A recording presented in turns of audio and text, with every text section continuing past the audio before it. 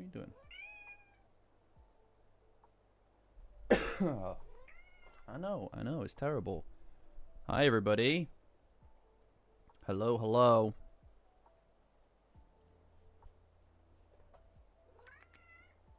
I know, Sky, I know. Hi, everyone. We've got another chapter. We're back. We're back. What's going on, guys? What's going on? I know, Sky's here. What are you doing, Sky? That you might be able to get the full breadth of her. If you see... Oh, no, she's off. Are you off? You going to bed? You gonna go to bed? You bed? Sorry, guys. You'd think that this would be more coordinated. She's just decided now is the time that she wants to... Come on. Come on, bed. Look at the mess that's in there as well. She's been shedding fur.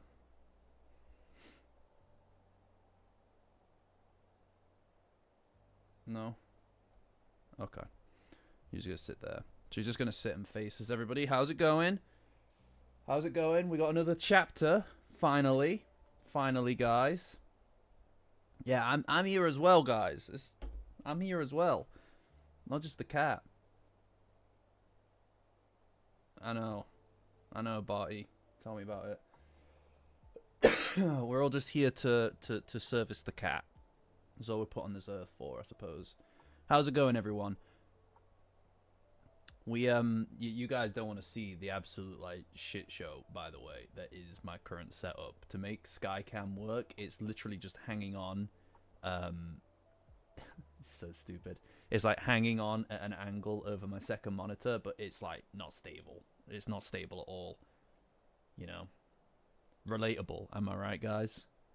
But yeah, new chapter. Didn't go how I expected it to go. But I feel like that's Dandadan. That's Dandadan in a nutshell, isn't it? I feel like every week is pretty it's pretty hard to tell anything. I mean, you know, like obviously there was always a chance that it was going to end up like this. I didn't expect it to happen within a chapter, right? You know. Hi everybody. Hi everybody. But yeah, I mean, there's some important stuff in here, right? Like, canonically, he is, he's called Jack, which means Jack the Ripper. Jack the Ripper seems actually correct. I think that might be his name. Rinki, Ripke. Oh, I know. It's messed up. Yeah, I mean, hi everybody. I mean, like, I still think that the Red Baron is fucking so lame, man. He's such a lame guy. What are you doing? Where are you going? She's gonna sit next to the radiator. He's such a lame guy, though. You know, if the pumpkin's part of his body or not. That's a good question.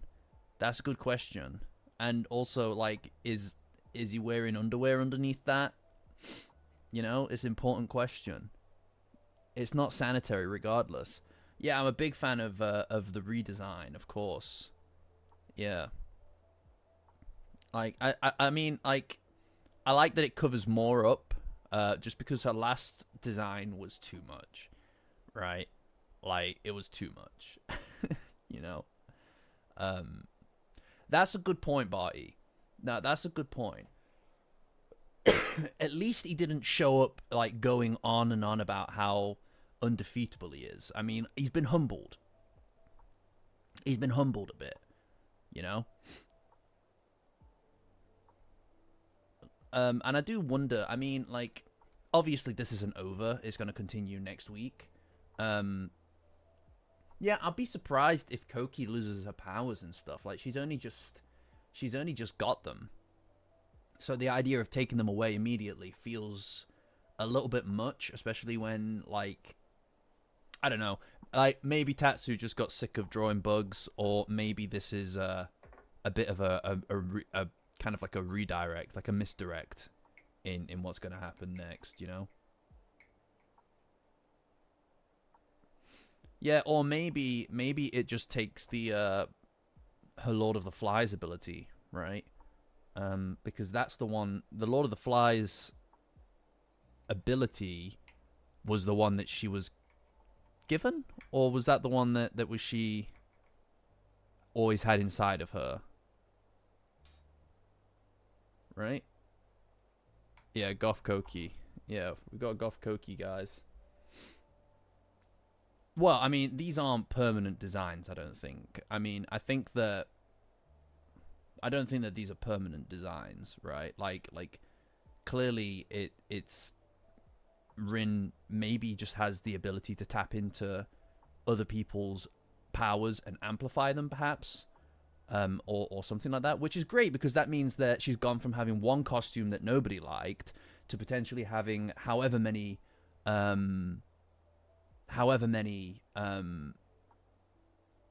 costumes for every character, right? Potentially. I mean, I would like that. That's pretty cool. It sounds like a lot of work, but it's pretty cool. You know?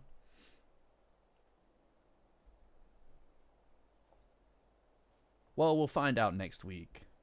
We'll find out next week one way or another, guys. I tell you what, though. I don't think she'll lose the pygmies. The pygmies like her a lot, you know? The pygmies like her a lot. Also, the question is also, like, whether or not this is a permanent affair. I mean, Okurun and Momo and Koki all having lost their powers is pretty fucking wild for a depowered arc, isn't it? Right? Like, all three of them all at one go. I don't know. It kind of feels like maybe she might get it back. She might just get them back next week. I mean, like, we don't know. Also a good question, Tuma. Also a good question. I don't know. I really don't know.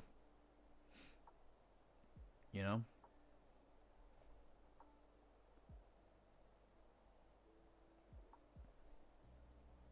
Yeah, I mean, yeah, but being able to see the pygmies,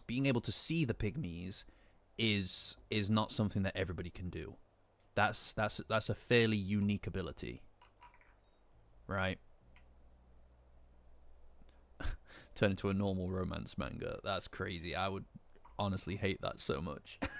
I would honestly hate that so much. I don't think Tatsu would be able to keep it under lock.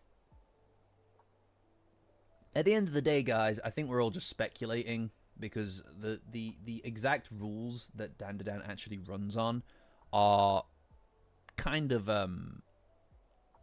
cut and dry. Like, they're not very cut and dry, rather. They kind of just change with the depending on what it is that Tatsu wants to do next, right? And that's fine. I'm down with that. I mean, like, I think people obsess with power systems and things too much, right? As long as there's enough consistency in the world for it to be believable, like internally believable, that's fine with me. Oh my god, 10 months, Jenny. Holy shit. Holy shit. You know, very soon, guys, very soon we're gonna have people on 1 year, which is fucking wild. We're gonna have some people on 1 year.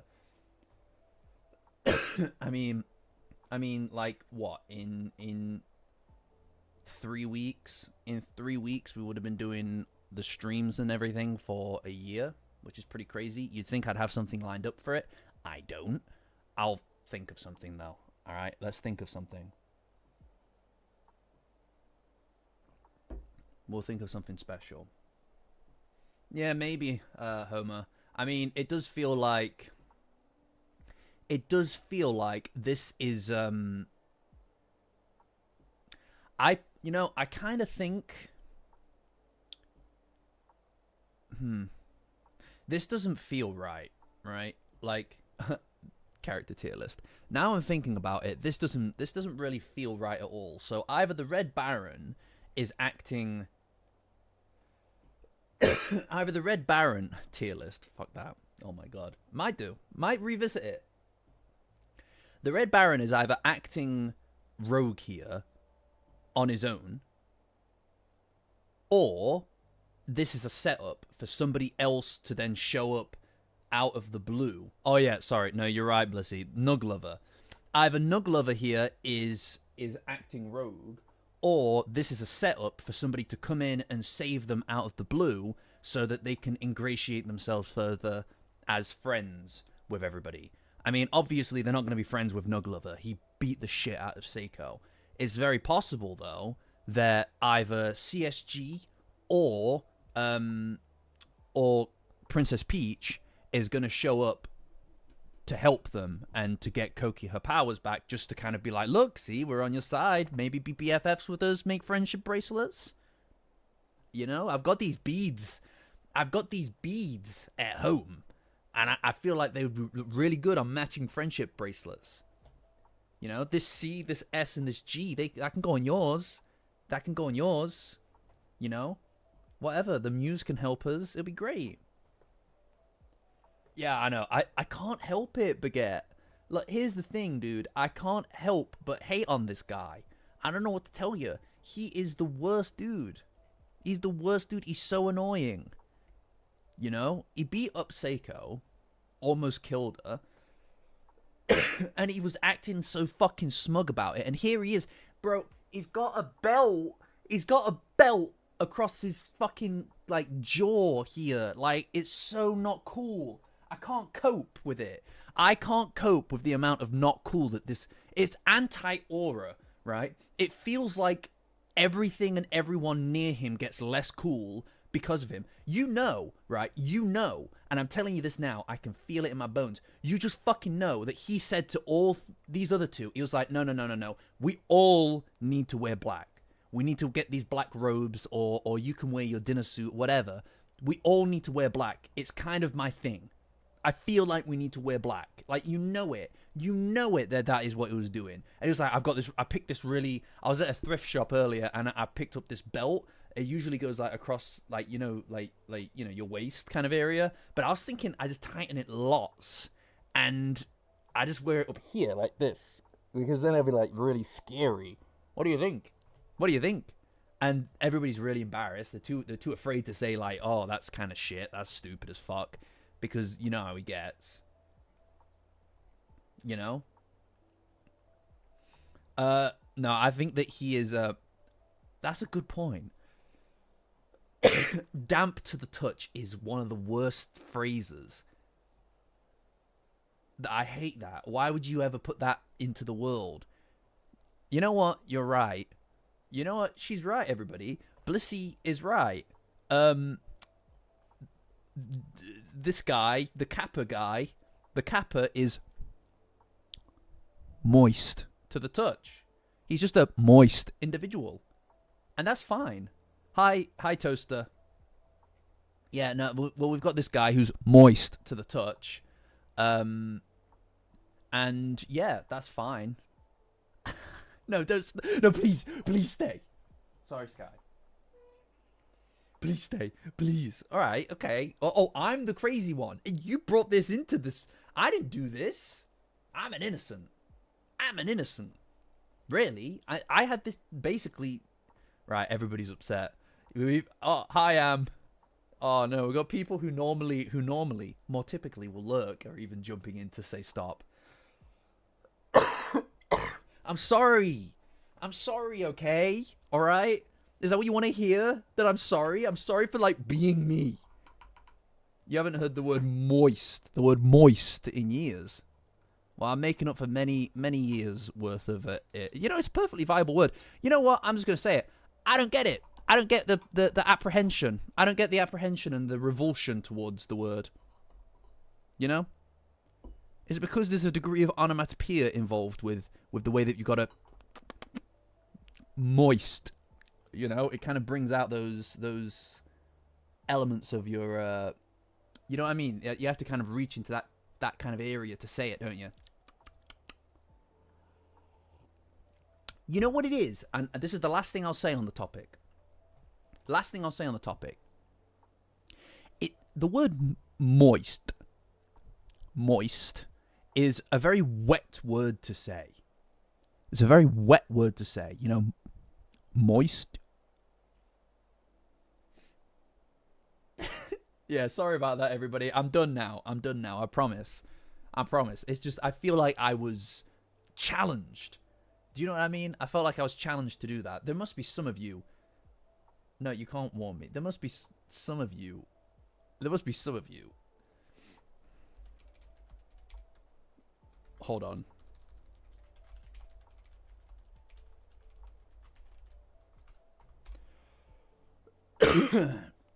Nah, there must be some of you that are totally fine with it. And you're the people that I... There must be some of you that are totally fine with it. Guys, oh, yeah, look, there's some people are going to stick up for me. Come on. Anyway.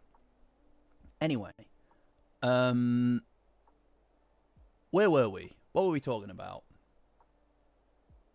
What were we talking about before? Oh, no, what's on Discord? Dino. No, I got warned. Anyway. What were we saying? What were we talking about before? Yeah, right. No Glover. I'm telling you, I know for a fact. Thanks, Channing. I know for a fact that he was like, we need to coordinate our outfits. But it's very possible that this whole thing is like a false flag kind of situation, right? Because they're obviously like, it just doesn't scan. I suppose it just doesn't scan with the goal of befriending these people, right? Either these guys are just acting rogue, which is not what CSG was wanting them to do. So they could just be acting rogue. In which case, I'd be curious to see what the result will be regarding what CSG has to say about this, or it's a setup, and there's a possibility that they're going to kind of jump in. Oh, there you are. Hello there. I know. You missed a very good bit there, support. Shameful. Shame on you. Go on, get in your bed. Come here, bed. In your bed. In your bed. Go on. Okay. Anyway. Yeah, see, that's what I'm thinking. I think that maybe, like, someone will come in to save the day. Possibly Kirkake. It did seem very short, Leo. You're right. I agree. It's because it's fighting. The fighting chapters, I feel like, always go really quickly. Especially when, like, you've got cool stuff happening, like cool new outfits and everything. It just felt like just gone, you know? Yeah, I got warned. I'm going to go and revoke that warning when I get back to the Discord. But anyway. Yeah. I mean, like, I do think that it would make sense for Princess Peach to show up, because I think that what makes sense to me anyway, I think what makes the most sense is for her to be the person that tries to ingratiate themselves with the gang, because it feels like Momo doesn't trust CSG. Momo doesn't trust CSG at all. So he's basically dead on arrival when it comes to trying to get people to trust him in the gang. Also, I don't feel like he's like that front-facing. Whereas she has already helped Momo and Okurun when they got attacked, right? And then, obviously, we've got this situation. If she were to come and back them up again, it would feel like we'd get the opportunity to learn more about her. Yeah, exactly. They haven't met her in person. Yeah. They'll get to learn more about her, and they'd also be able to well, from a writing perspective, they'd also be trying to, you'd be able to set her up as a sympathetic character, because I think she's going to get to that point where she gets to a kind of a crisis of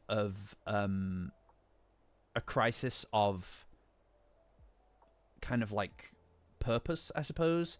I don't think that she's going to be, I think she's going to be torn between being continuing her quest and also not being a complete genocidal piece of shit. And I think the only way to do that is to expose her to the gang. And this is a great way to do that. Also, for the record,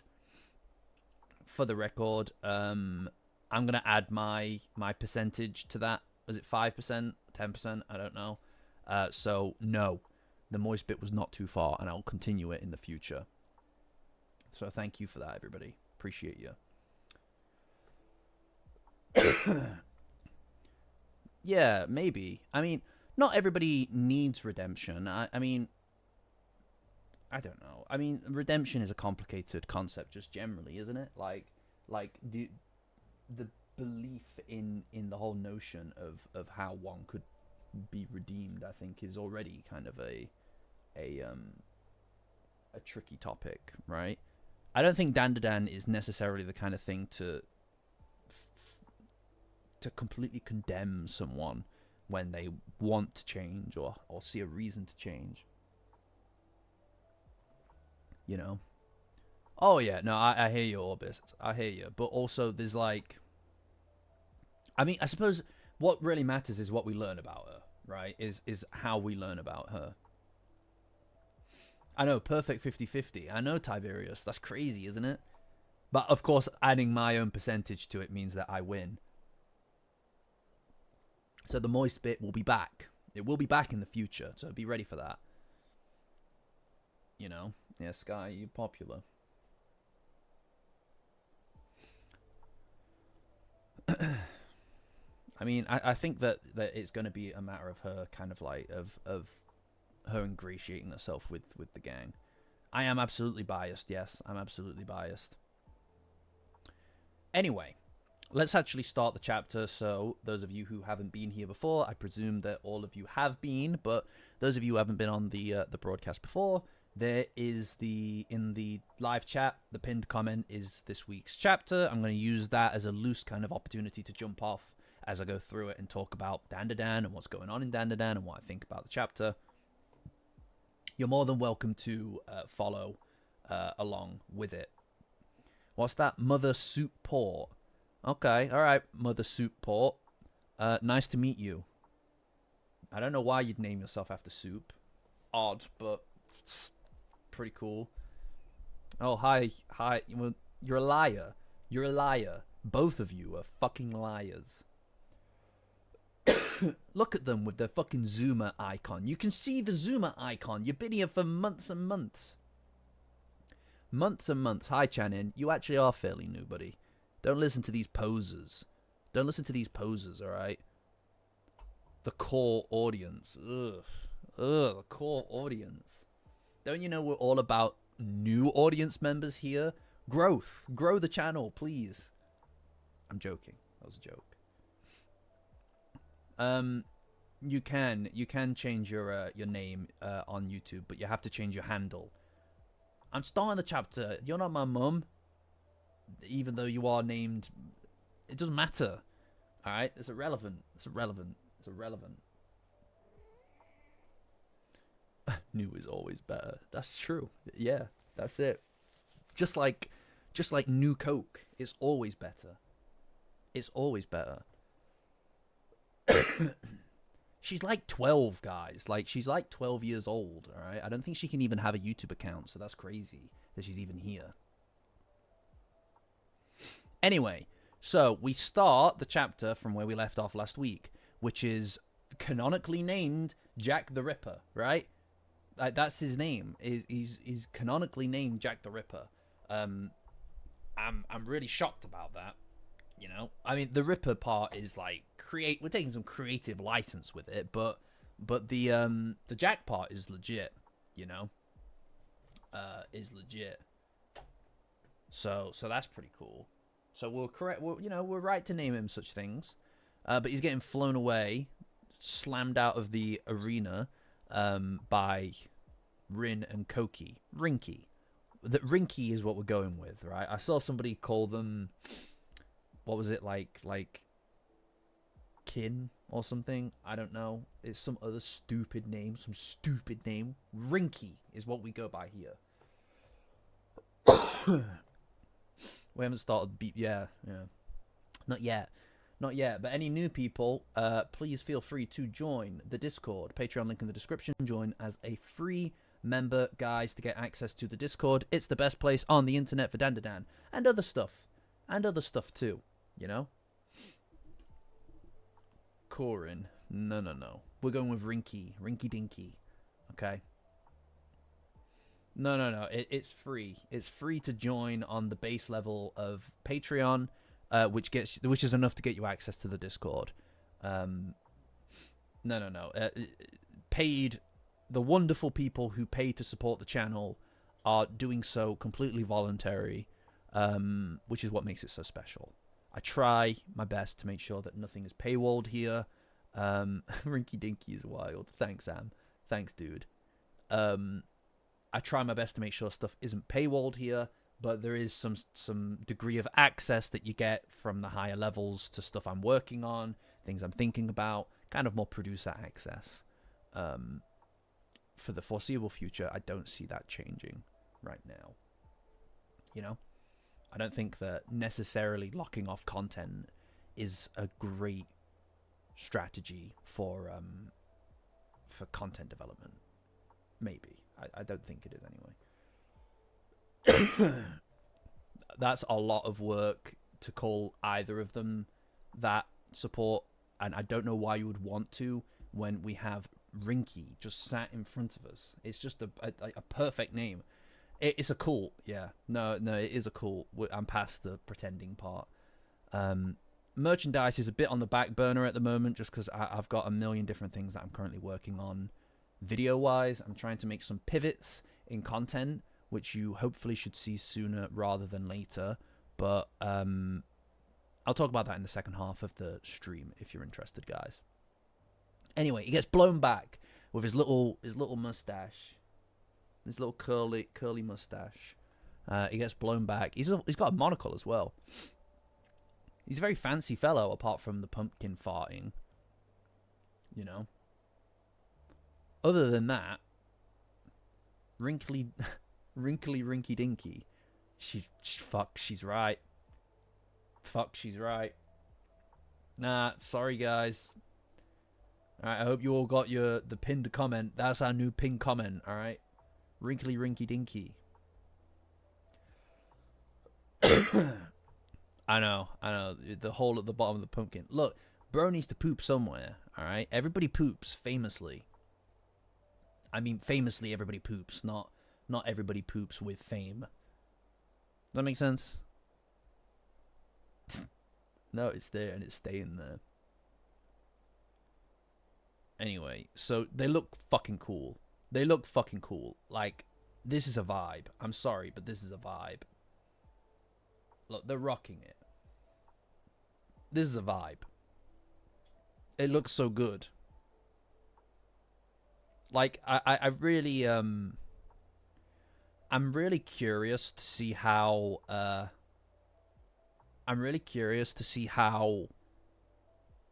her outfit might change in combination with other characters as well. You know?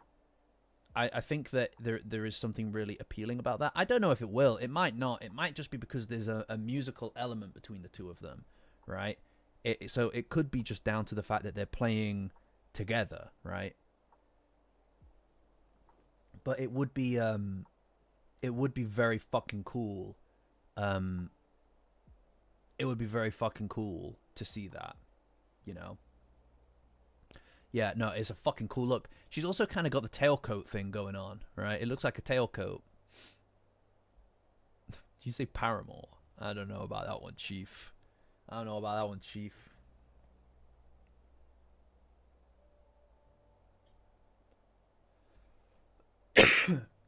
It's a good look, you know? Like, honestly, I fuck with this look. Look at it. You know? And then later on when we get the close-ups as well, you can see the black lipstick as well. It looks fucking sick. Yeah, no, it's great. It's definitely a good vibe. And this is kind of why I feel like Rin losing her powers may be a bit of a non-permanent arrangement. Right? I feel like that would maybe be a tad, I don't know. I mean, like, I don't know where the story's going, admittedly, right? I just don't know whether or not to give Rin... Sorry, did I say Rin? I meant Koki. I don't know if giving Rin this power up for it to then just be taken away is really a good idea, because like I'm gonna be honest with you guys, all right, okay. I was fully on board with the whole Rin apology tour. I was fully on board with the Rin apology tour very recently. Okay, I thought this week would be the Rin apology tour, but I don't know what to tell you. They kind of they didn't win. You know, they didn't win particularly at all. Really, they did a pretty good job with the flies and stuff, but and the gravity thing. It was a good effort. It was a good effort. I respect the effort. I like the outfit. You know. I even like Mai's mask. I'm just like, if this was Rin's moment, I'm not saying that I'm taking it back. I'm not saying that I'm taking it back fully. I'm just saying that maybe I was presumptuous to attribute immense success.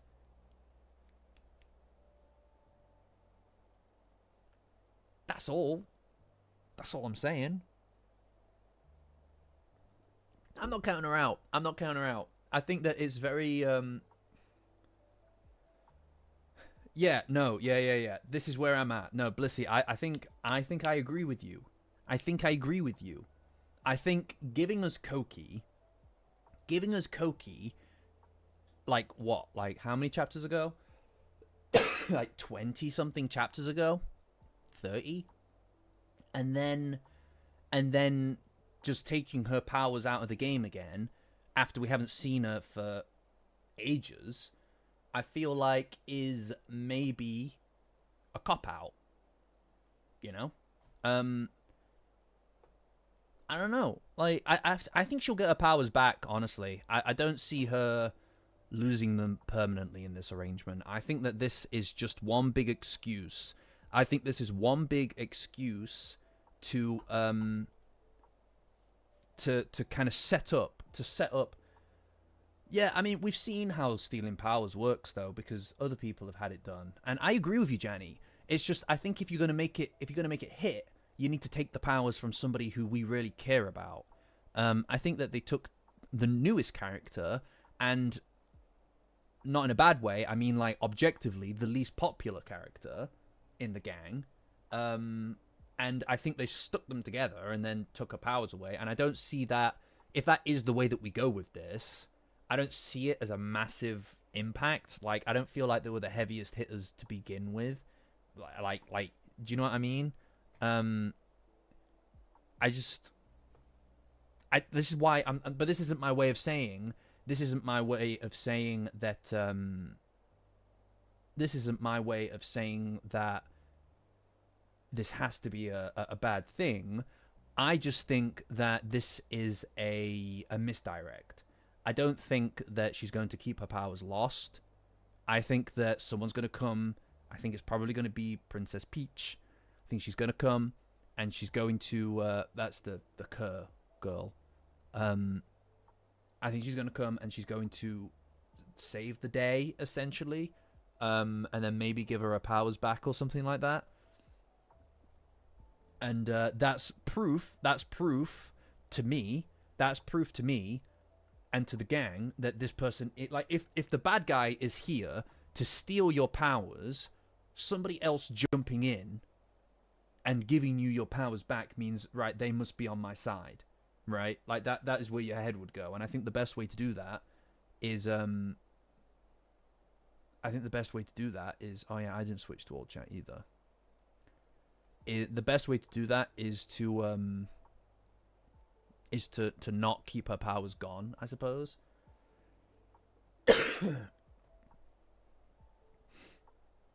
Like, I just don't... Because they said that they wanted to be friends with them. I don't see how this is being friends with them. Unless Nugglover is going rogue.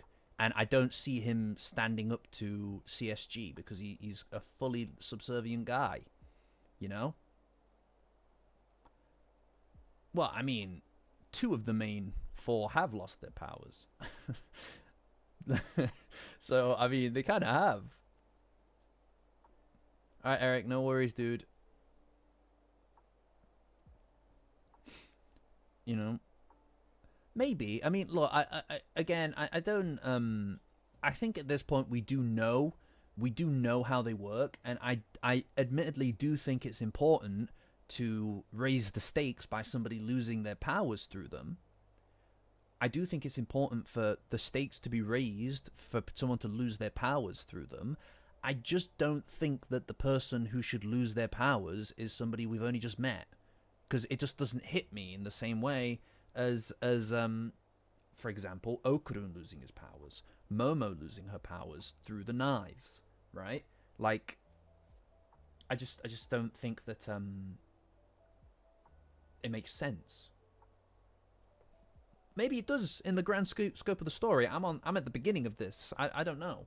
Maybe we'll find out in a few weeks, no doubts. But I think that this is a big setup. I think this is a big false flag kind of thing.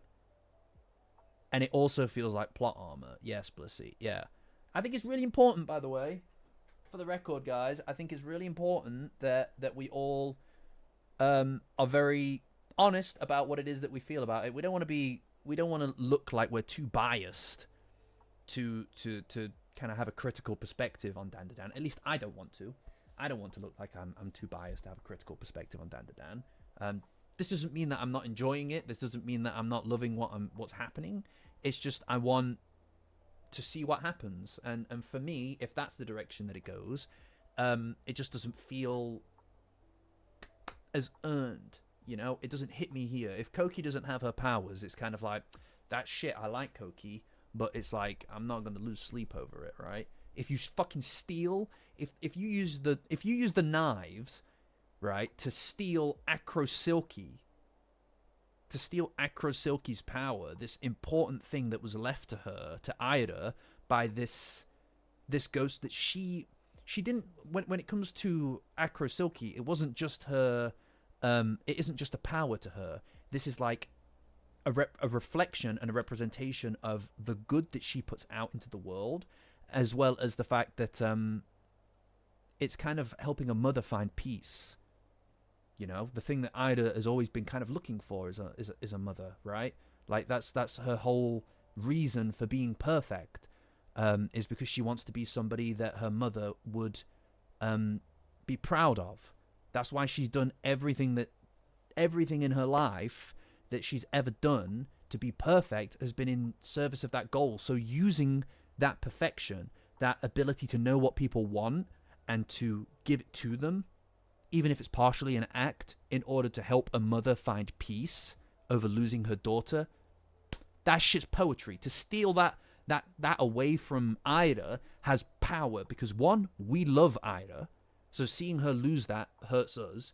Two, seeing that being taken away from her, this important artifact of the last lingering humanity of this person who Ida said that she'll remember her, this faceless nobody, that's a thing that was entrusted to her. Having that taken away, huge deal. The evil eye. I feel like I don't even need to say it in order to understand what a painful thing that would be, to have that stolen away from Gigi. That would be crazy. It would give us motivation to want to get it back. Now, Koki losing the muse, if that is what it is, or just losing her powers, yeah, I don't like it because I like Koki, but it's not the same thing. That's my point, right? It's not the same thing to me. Does that make sense? Does my position make sense there? It doesn't mean that this isn't fine. It's totally fine. It's just not how I would have envisioned it if that is what we're doing, or if that's the reason we're doing it, you know? But as I said, I think that this is all one big false flag thing. I don't think that this is done intentionally. I don't think this is done intentionally to actually take her powers. I think someone's going to step in, you know? I think somebody's going to step in, and this is just one big way to manipulate them into becoming friends with them, essentially, into opening them up to being friends with them. You know? Because otherwise, what you've done is you've brought Koki in and then gone, and then she lost her powers and she wasn't able to do anything in the group. Oh well, sidelined. Right? Yeah.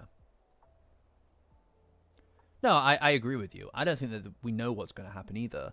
Um, I think it would be presumptuous for anybody to presume that they know what's going to happen. It's just more ifs, right? Like, frankly, there's also, if I'm honest with you, this is a fighting chapter. There's not that much to talk about. It's cool, like but I think that most of us kind of they never saw Koki again, you know. No, I think that this is, a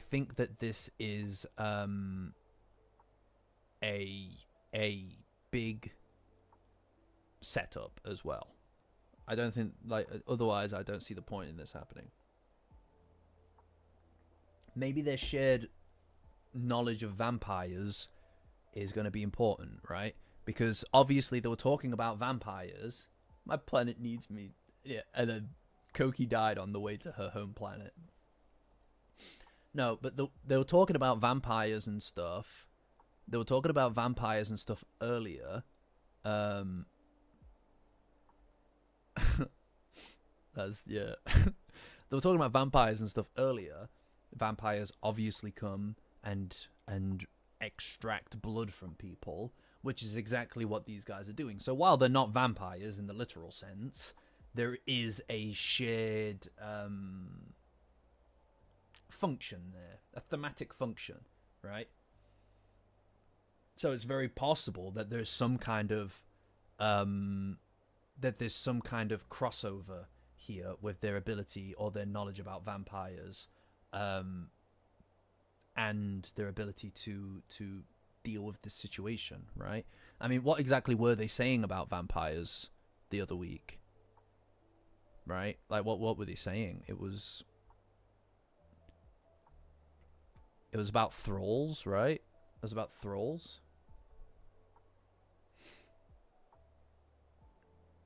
That's why he was. Yeah. Oh, yeah. They see his nug sparkles. I hate that. I hate that. Oh man, I want to get back to all the main gang stuff. I know that, like, I'm enjoying the Koki Rin side quest. I am. I am enjoying that, but goddamn, I do miss what was going on with the main gang. That was fucking good shit. Anyway, yeah. So talking about vampires and stuff, and purebloods, second generations, and thralls. Thralls have weaker powers than purebloods or second gens. Unable to defy their masters. Interesting. How is somebody enthralled by a vampire?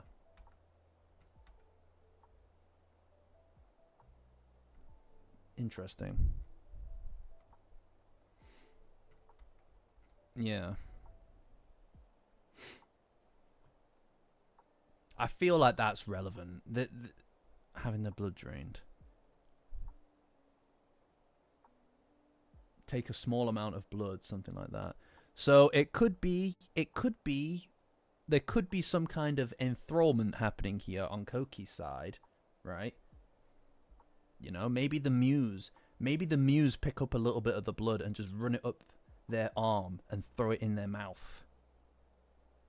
You know, I feel like the muse being invisible. You know what? No, I don't think Koki's lost her powers. I've decided here and now, Koki has not lost her powers. I've decided. Simple. She's got fucking invisible little guys to do her bidding. What the fuck? Like, come on, guys. No. She's not lost her powers. I've decided. You've heard it here first, guys. You'll see it come true next week. She hasn't lost her powers. No way. Not happening. I just don't believe it. I just don't. They would not give. No, I don't think she's lost any of them. I think that the cliffhanger being the knife incision, no way. I'm gonna Google it. How does a vampire make a thrall?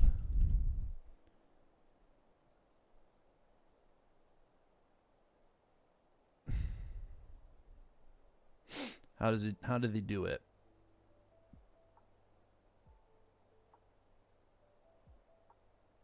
that's Skyrim. I don't want to know about Skyrim.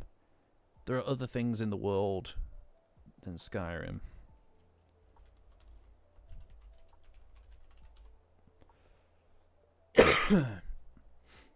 Blood exchange. I mean, come on. What are the odds, though? What are the odds, though? Would you like... What are the odds that they were just talking about vampiric enthrallment, and one of the main methods of gaining control of somebody through enthrallment is via a small blood exchange? You know, what's a little blood exchange between friends, between master and servant?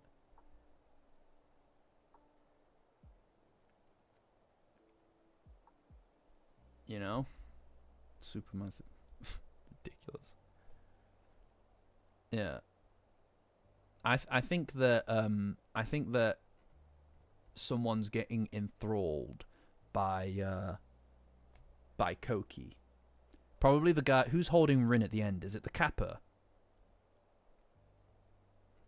Yeah. That guy, the moist guy, is probably going to get enthralled, or this dork with the mustache. One of the two of them. All right. There you go. There's my prediction for next week. Jack the Ripper or Moist. No, don't leave.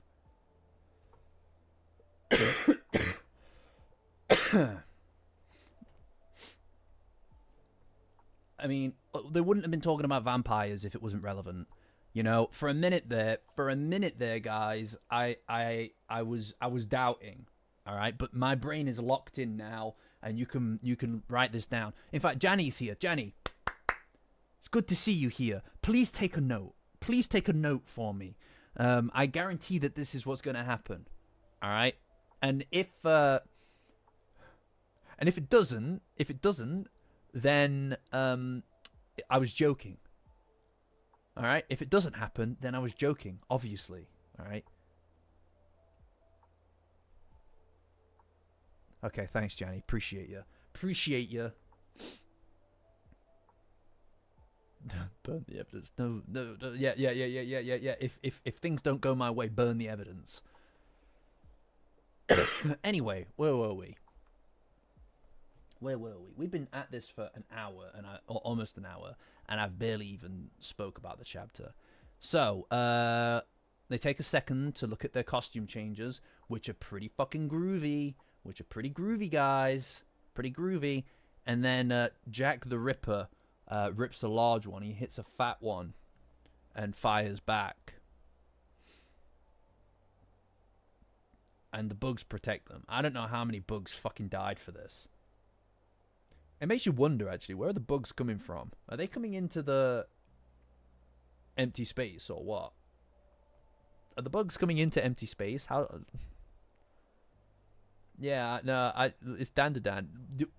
It may be a ridiculous sentence. However, you can't say that it's inaccurate. You know? Anyway, and then Mai is all like, sing like you mean it. But, like, I don't know why, but I imagine that she sounds like Batman. You know? I imagine that she sounds like Batman right now when she talks, just because of the little thing. Anyway, I guess Rin is curious about how it is that she looks. She's probably loving this. No, not Morgana. We don't talk about Morgana here. All right, you've just reminded me that Morgana wears the bandana. That's not his head. That's not his fur. That's his fucking. He's wearing a bandana. That's crazy. Anyway. She's more concerned about how she looks, right? And I think she probably like it because she's into heavy metal and stuff. So she's kind of rocking it. I hate that. I heard that. No, when you wrote that, I heard it. No. I hate that. It's the fucking the nya in it. Oh, you moving? There you go. Yeah, good girl. Anyway,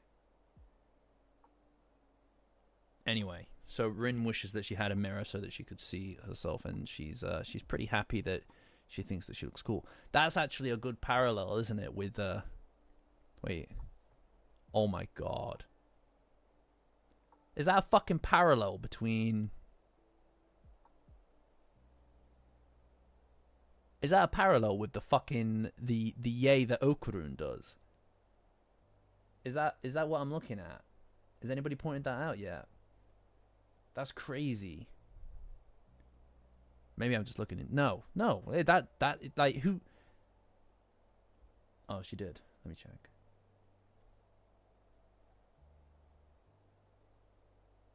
Let me check.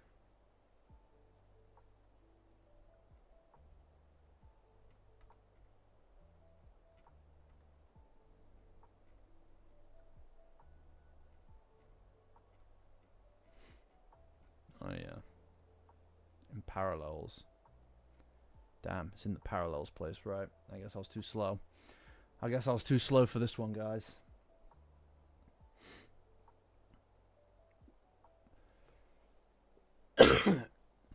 But it is good. I mean, I guess visually she looks like Okurun as well. She's got Okurun face going.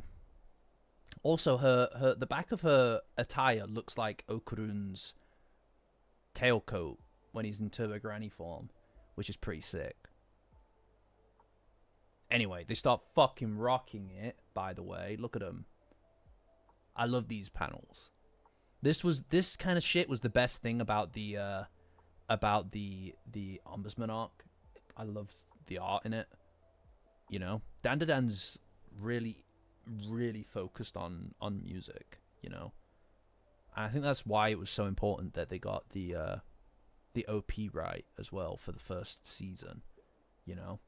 That is so important to get Otonoke right, because it's a central piece to Dandadan, isn't it? Looks fucking dope. I don't know why, right? But my brain, there's something like electricity. Whenever I see Koki playing the piano, it's like that's the coolest shit I've ever seen in my life. You know? And Jack the Ripper gets absolutely blown away. And they also smash the entire shopping center up. Pretty dope. And then bugs get all over him. Oh, it's icky pooey. Nah. That's crazy. That's icky pooey. Icky. Fuck that, by the way. Nah. No. No. I refuse. I refuse that. I refuse that. I refuse that. That's crazy. That is fucking just the worst thing. Isn't that the worst thing you've ever seen in your life? I know, Koki's so fucking cool. This is my point though, right? Like, you're not getting rid of this. You're not getting rid of this. She's got the fucking Sharingan up here. There's no way that you're there's no way that you're getting rid of these powers, you know?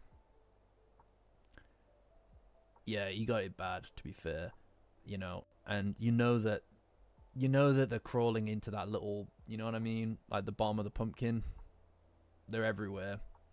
This is awful. This reminds me of that scene in that fourth Indiana Jones film, the one that's not good. You know, with the fire ants. It reminds me of that shit. Nah, that's a bad way to go. Anyway, they are like, oh, I guess we won. And then the moist guy shows up. Or the scarabs in the mummy. Yeah, exactly. Then, yeah. Ants in his pants. Yeah. And, yeah, I mean, this guy is weird. He's got some weird stuff going on, clearly. You know? Because he makes a odd comment. He makes an odd comment.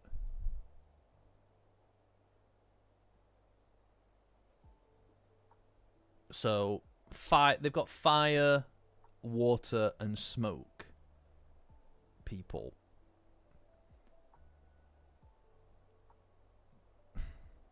So wait, his name is Jack Wisp then.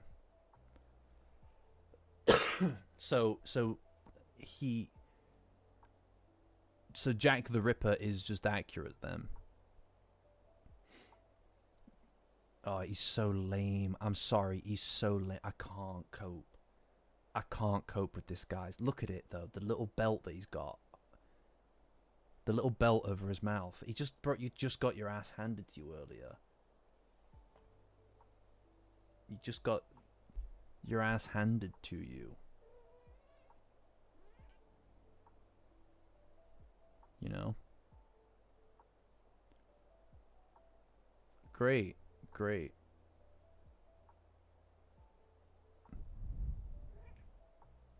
Who is it? Oh, what's the matter, sweetheart? I know.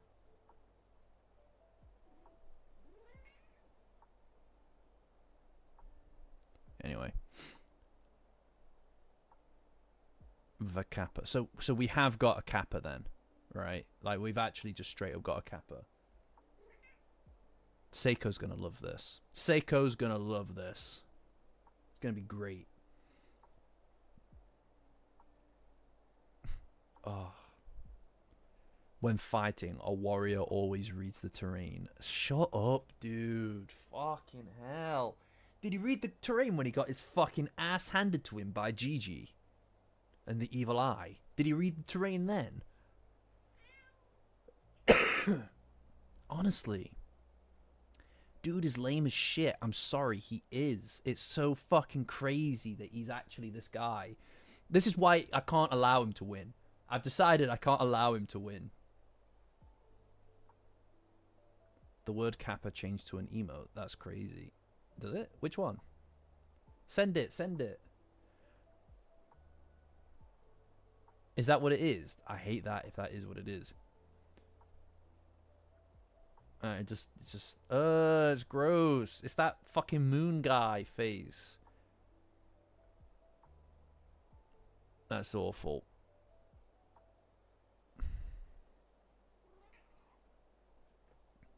Anyway.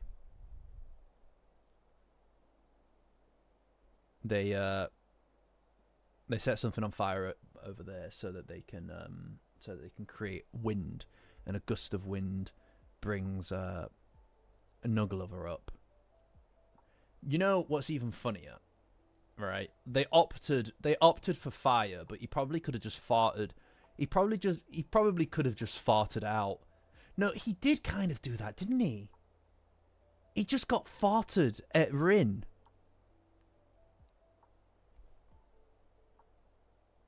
He just got farted at her. That's crazy. Oh, yeah, no, exactly, Pussy. That's what I'm saying. He just got farted at her. He rode the fumes of the fart up to Rin. That's fucked up. That's disgusting, bro. Does guy have no standards? Does this guy have no standards, though? That's rotten. Nah, I'm sorry. Yeah, obviously it produces enough. That's gross, though. Icky. Stinky icky. That's a good question, actually, right? So, is he made of just smoke? Like, does he just turn into smoke and none of the stuff around? Like, does any other chemical get trapped in between his smoke particles when he reforms? Right? Like, did some of, like, if he's in a room or something that's filled with moisture, right? Like I assume some of, like, the particles and stuff would get kind of trapped when he's, like, reforming, right? So surely that means that he's partially made up of farts. Do you think he smells like fart? He probably does, doesn't he? Stinky. Ew. Oh no. That's a disaster. You know, no wonder she's so fucking distressed here, by the way. No wonder Rin is so distressed here. His hand probably fucking reeks of farts, dude. Fucking disgusting, bro. Yeah, yeah. I mean, I prefer that my headcanon, if I'm honest with you. What icky pooey guy? That's gross. Anyway, he stops her from singing. You know. Yeah. No, this is a very serious Dandadan analysis. And then he's all like, "Oh, you can't protect yourself from smoke on the wind like a cringe lord." Um, and Rin is caught by the Kappa, and he kind of like starts to drown her. It makes it so much worse. I know. And he starts to drown her, and obviously Koki's now caught by Jack the Ripper, and her powers disappear. Like she loses access to it. I guess it's because she was using Rin. I have to say, like the lipstick look is fucking cool as shit. It looks really good, right? You know.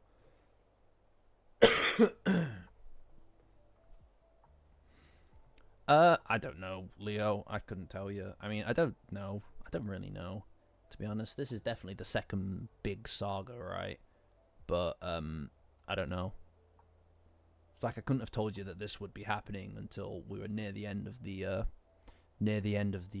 Kintama arc saga, whatever.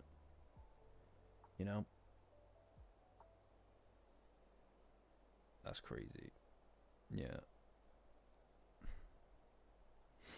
Then I don't know why his eyes are closed, but he's all like, "Oh, admit your defeat, and we won't kill her, right?" And then she admits it, to save Rin's life, and then he calls her an underling.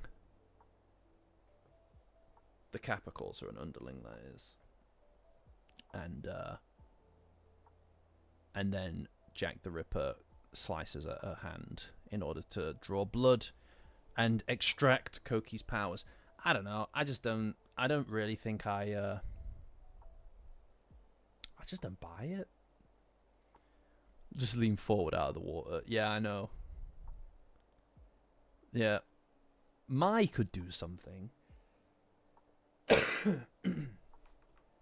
I don't know. I just feel like Rin and Koki. I would prefer. Smell a fart so bad you can't keep your eyes open. That's crazy. It probably stings. To be fair, it's probably stinging his eyes real bad. Like, that's fucked up. It's like, oh, that's painful. Like, I just feel like Rin and Koki kind of need to maybe own this moment rather than being defeated here. At least I feel like Rin does. Like she the last time she fought, she was just ahead for part of it. She was ahead for part of it, you know, until she was saved. And then I feel like Ida and Koki kind of stole the show. I kind of was hoping that this was Rin's moment, you know, but it didn't feel like it was so far. So this is why I'm thinking that I don't think that they're going to be defeated here. I think that this is a fake out. I think this is a fake out. I think I just don't think that this is like. Surely they would end the panel on Koki losing her powers, like actually physically losing them, presumably, as opposed to just cutting into a knuckle, right? What awkward place to cut someone as well, by the way. Couldn't you just do the? It's like, you know when you know when people are doing like rituals, like secret rituals with some fucking cult or whatever. Not that we would ever do something like that on Mount Olympus. They always cut into their palm and then squeeze out the blood. It's like, that's no. Like, number one, if you're gonna do it at all, which I don't advise, do it on the back. Do it maybe over here on your arm somewhere, just where it's not gonna be like literally like this all the time. Is gonna be so painful. It's never gonna close up. I just, you know what I mean? Like, why the knuckle? Yeah, it's gonna hurt so much all the time. Just don't do it. like I said, I think that this is a because it's Cole. Yeah, no, he's right. It is Cole. I think that this is a misdirection. You know, I don't think that this is. I think next week something to do with their vampire knowledge is going to save them, and I can presume that somehow, perhaps, I mean, Koki has the ability to control things, to control insects, right? And that's through her music. There's no, who knows, maybe she does have the capacity to control people through other means, bigger things, through things like blood. You know, it's not impossible. And if that's the case, that means she could control any one of these guys, right? Yeah, it's gonna barely bleed as well. Yeah, no, you're right. You're right, Orbis. You know. So I'm. There you go. I mean, I'm on record. I'm on record now. Janny's put me on record. Unless I'm wrong. If I'm wrong, then I was joking the whole time. The date chapter is going to be a little bit. I mean, it's very possible they're waiting until. It's very possible that they're waiting until the week of Valentine's Day, right? It's very possible. Why is it?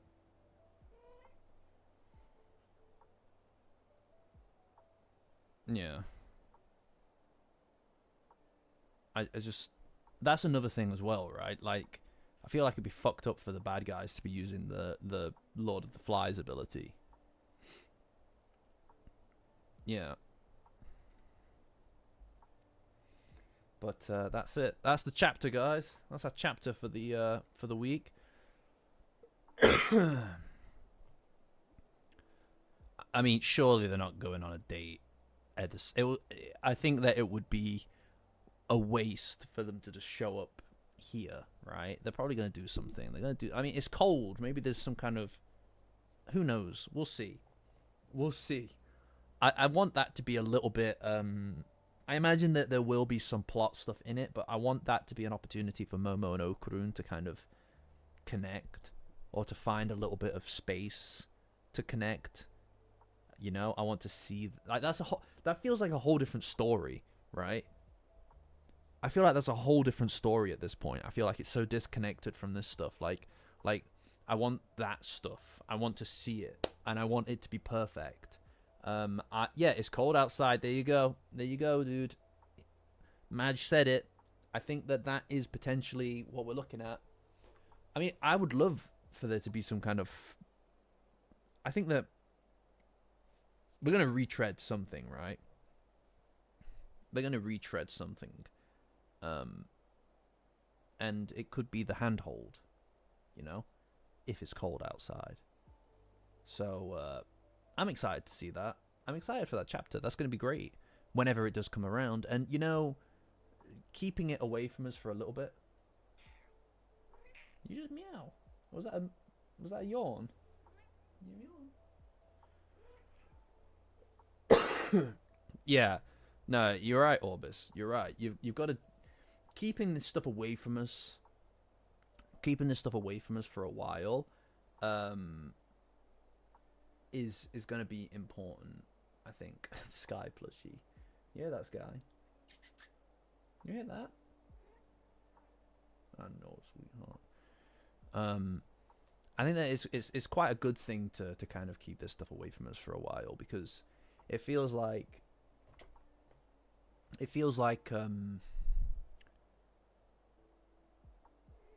earned, you know. It builds up anticipation a little bit. What is it? No, what are you doing? I'm gonna lose viewers if you leave.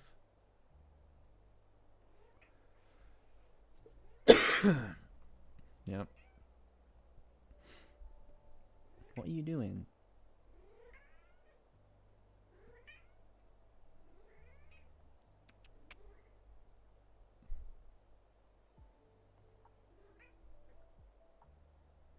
But yeah, so that's the chapter, guys. And like I said earlier, are you sitting there? You sitting there now? You sitting there now? Like I said earlier, guys, we're heading towards the 1 year of the community, and doing the streams and everything like that. You know, I do think that obviously, you know, it's been busier when stuff was really kicking off, but it's quite nice, I think, sometimes to get back down to a slightly more kind of like a smaller amount of people at times, just because it feels like kind of more laid back at times. I can be sillier. I could do that anyway with thingies. It's just there's a little bit more pressure. And it's, you know what's really cool? It's really cool to me. It's really cool to say that. Thanks, Eric. Yeah, we're a few weeks out at the moment, but you know, definitely early. It's very cool to me that when I look at the chat here, and I scroll up, like 9 out of 10 people, like the vast majority of people messaging in here are have a big green name. You know, that's really cool to me. You know, because at the end of the day, like there are lots of different communities out there, and they get more views, they get more traffic, they get lots of stuff, right? It's fine. I'm comfortable with that, if I'm honest with you. It keeps things focused, it keeps things core, right? But not a lot of them, I don't think, can say that almost everybody in their chat is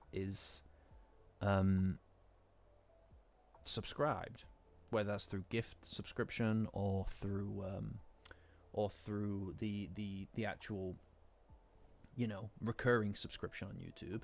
And that's a fraction of it as well, right? Like there's lots of people, there's like a bunch of people on Patreon who are also supporting the channel.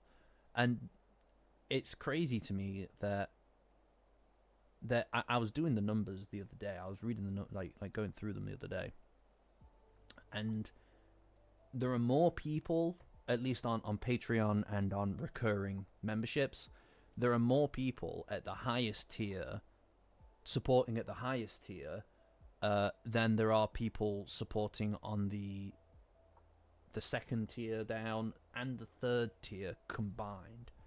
And I don't really, you know, it's hard to express how impactful that is, because it means that if I want to work on a video that's 3 hours long, I can do that, you know, and I can take my time with that. And so after doing, and I don't know how to properly sufficiently give back outside of just making more stuff, right? I mean, like it's already hard to do that sufficiently and in a disciplined manner. But I'm trying. So I just want to make sure that I call out the people who have been supporting, and a lot of these people for nearly a year, guys, the channel for as long as they have been. So that's Angle, Blissycat, Danny, Fifth Gram, Hoopster, Jersey, Julie the Blue, Mother Support, Old Toaster, Orbis, Plague Doctor, Puddle Wolf, aka The Worm, Safety's on Jealous Jellies Edition, Sarah in 2025, that needs updating, Serpo, El Clasico, Vampy and her gaggle of Okuruns, Your Favorite Scented Candle, Zero, Event Picklerization, Picklerizon, and Tim Kai as well, obviously, the ever generous Tim Kai. It's very important to me, guys, that you know, that I'm able to do all of this stuff, like Horizon. Yeah, I said it incorrectly first, but I fixed it. But yeah, it's very cool.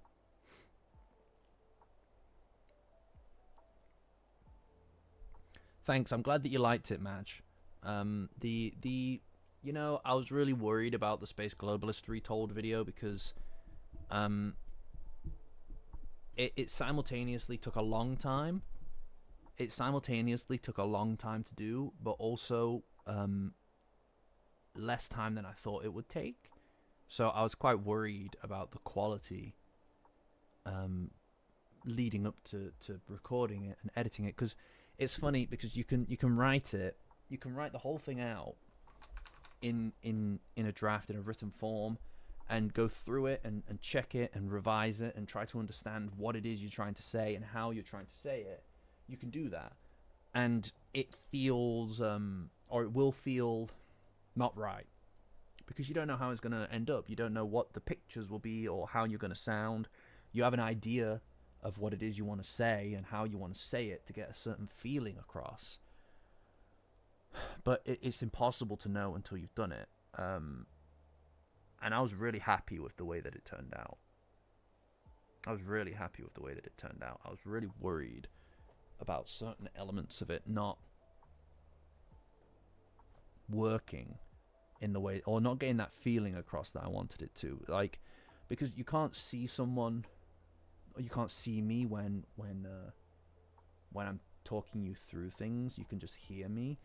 It means that you need to double or triple the amount that you express these things vocally, and it can feel like you're doing too much or you're pushing too much, and it's going to come across as a bit cringy or a bit much. Thank you, Blissy. I'm glad that you think so. I think it's my favorite retold as well. I think it's my favorite of the retold. What is it? I'm trying to communicate with people here. Come on, let me come.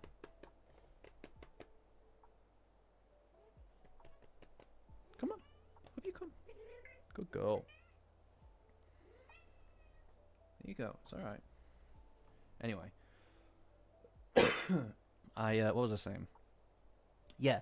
So you got to like seriously triple down on the quality of, not the quality, the expressiveness that you pump into it, and that's really hard without knowing whether the script is good. Oh shit. But I'm really proud of how it came out.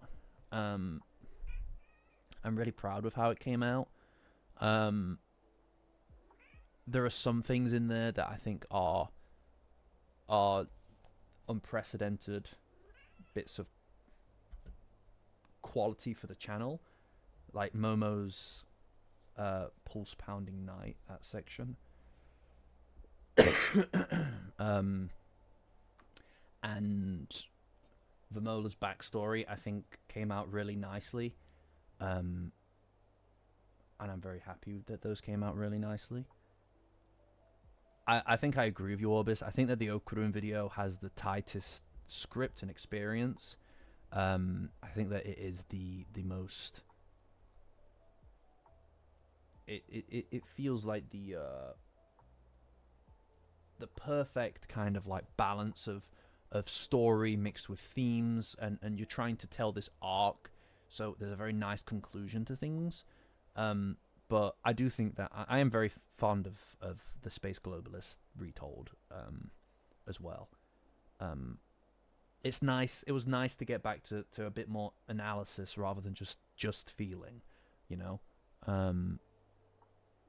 But that was the big one. You know. I'm glad to hear that, Maj. I'm really happy to hear that. I've not really kept up with mine, but I'm getting there. You know, the beauty of it is that you don't need to lock down a very specific goal, like you say. You don't need to lock in a very specific goal, because a specific goal is easy to fail, and if you fail that goal, it's like you just drop it. Whereas if you have a theme, even if you fail it once, every day there is opportunity for you to continue it. So you don't drop it forever. You just start locking in at different stages in different capacities, right? At least in my opinion. I'm glad to hear that, Cube. I'm sorry that it was upsetting, but I think that the subject matter demands it. You know, one thing that I think is really important. Do you want out? Do you want to get out? All right, hold on. Let me let the cat out.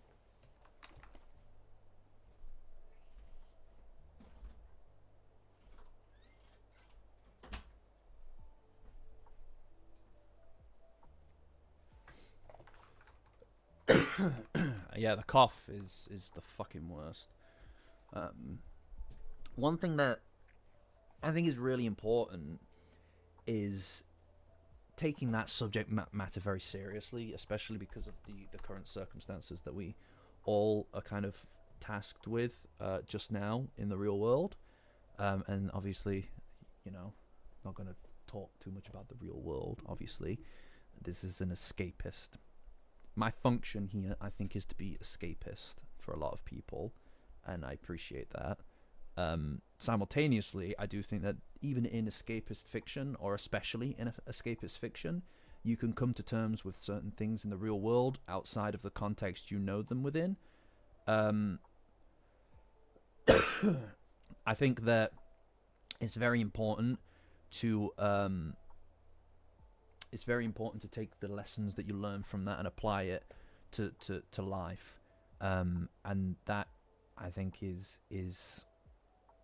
a very important thing. If there's anything that I was going to ask people to rewatch, it would be Vamola's backstory from that video, because I think that there is something to learn there about why people feel hate after pain, right? Like you can't take things from people and expect them to just sit down, and you can't. I don't think that you can sit and also tell people to resist in a way that is not resisting. You know, sometimes you need to be angry and you need to feel other people's anger for them, and that's how you resist. You know, no great revolution has been purely a peaceful endeavor, especially when it's a people who have been subjugated. You know, sometimes that's just the case, especially when there's an imperialist nation planet that's invading another for no reasons beyond just the ilk of the people. I think it could work as a short video, but I think it could work as a standalone video, possibly. It's something I've thought about with other ones, but the Acro Silky one didn't do too well. I don't know. I'd need to think about it. I'm already struggling to put. This is the problem with the YouTube kind of churn, right? Is that you need to you need to be on top of it constantly, right? Like after you finish that, you can't sit and bask in your success or happiness about the release of it. You need to get back on the horse. The next thing needs to be made, you know? Yeah, I love that, Orbis. I think you and I are of a similar ilk when it comes to this. And obviously it's for me it's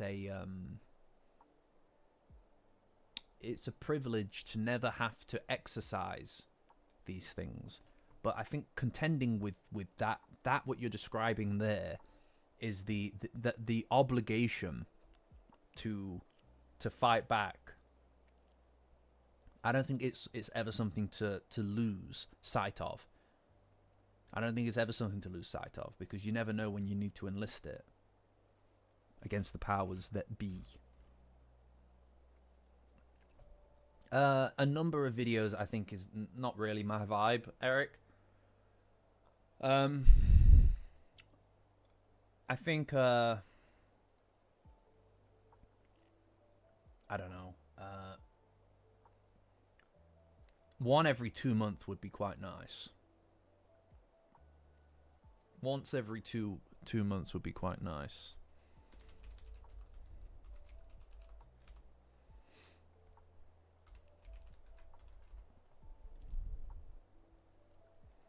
I mean, I can't speak for Tatsu's politics. I can't talk for I can't talk for Tatsu's politics, but uh no, you know what? Maybe that's not appropriate. There are parallels that I suppose you could draw from the fact that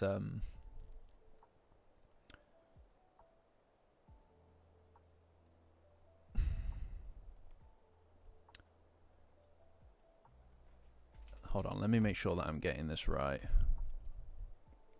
Yeah. Basically, I think you could draw certain parallels from the fact that the Sumerians were the civilization, an early civilization that founded the city Eridu, which eventually became, you know, a city in Iraq, right? Like Sumeria became Iraq. I'm just saying, you know. You can figure the rest out for yourself, I'm sure. But again, I don't know. You don't know. What really matters? What matters outside of yeah, we went over it already, pal.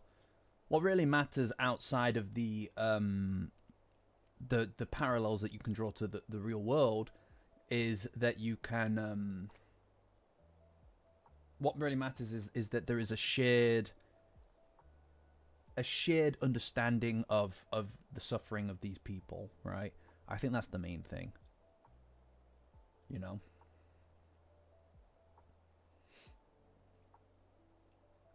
Yeah.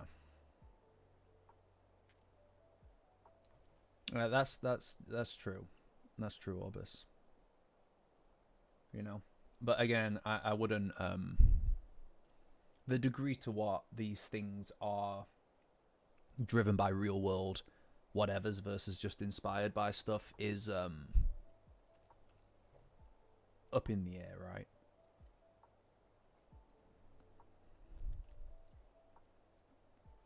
But point is, I think it's really, like I was saying before, it's very cool to have a backing of people basically that support what I'm doing with the channel and with the community. Because really, this kind of thing can only exist with support. Like, I've been trying to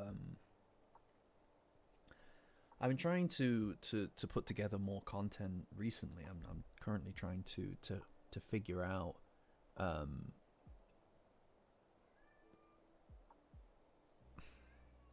that's very interesting. Eng. I don't know what is it, Gilbert? I don't know what the best what like this is the problem with the handles. I don't know what to call anybody. Um Gilbert? Do you want to be called Gilbert? And that's actually very interesting. I'd like to learn more about that. What chapter is that? Can you let me know what chapter that is?